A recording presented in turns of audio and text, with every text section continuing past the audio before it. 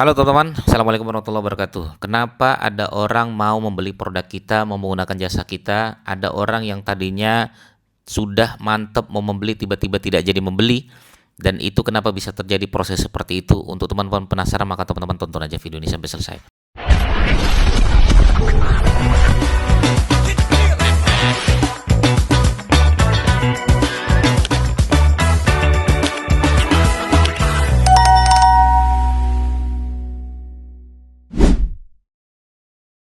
Oke, teman-teman sekalian, kalau kita lihat ya, kenapa sih ada orang kok tiba-tiba dia percaya aja, kemudian dia deal dari iklan yang dia lihat, dia deal dari Instagram yang dia lihat, dia percaya dan kemudian dia yakin, kemudian dia order, ya.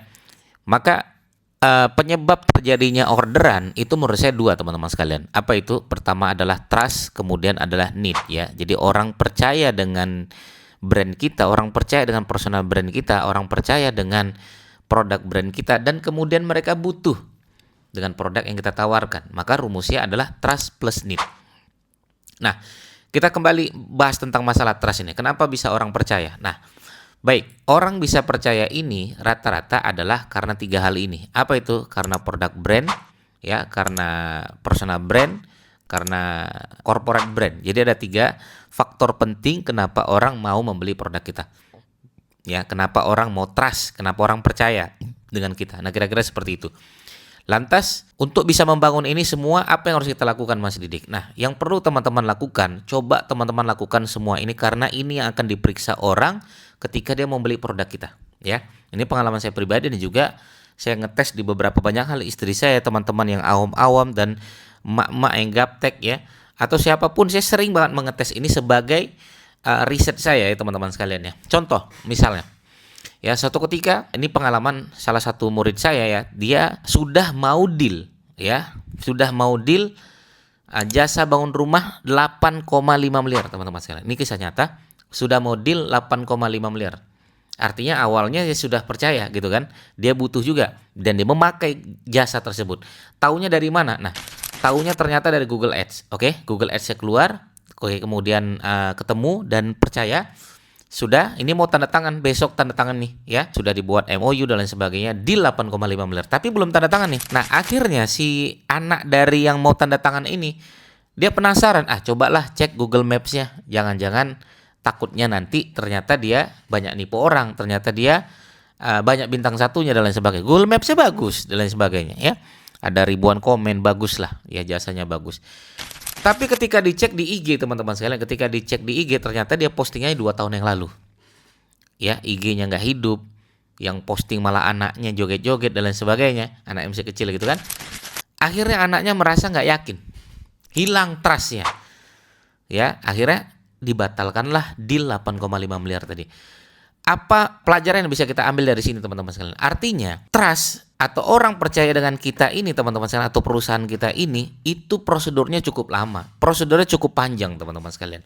Contoh, makanya selalu saya bilang, jangan pernah SEO berdiri sendiri, jangan pernah Google Ads berdiri sendiri, jangan pernah Facebook Ads berdiri sendiri. Harus dibangun dengan organik. Kenapa begitu, Mas Didik? Karena zaman sekarang nih, ya, semua orang bisa ngiklan, tapi nggak semua orang bisa membangun personal brand, corporate brand, dan produk brand. Ya, jadi ketika orang ketemu iklan kita, apakah orang percaya? Pertanyaan saya, enggak.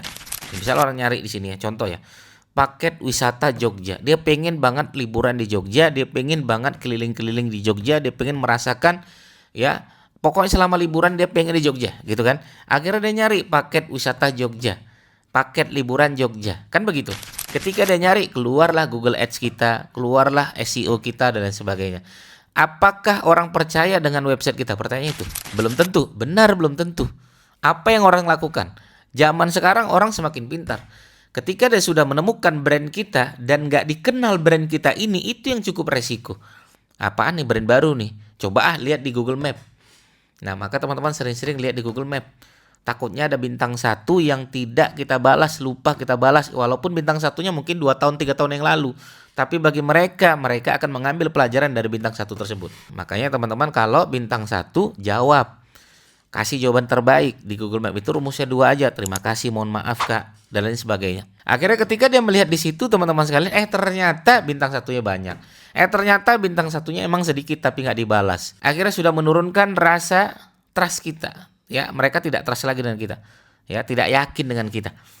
Akhirnya nggak jadi order. Wah, ini bintang satunya banyak nih, jelek nih.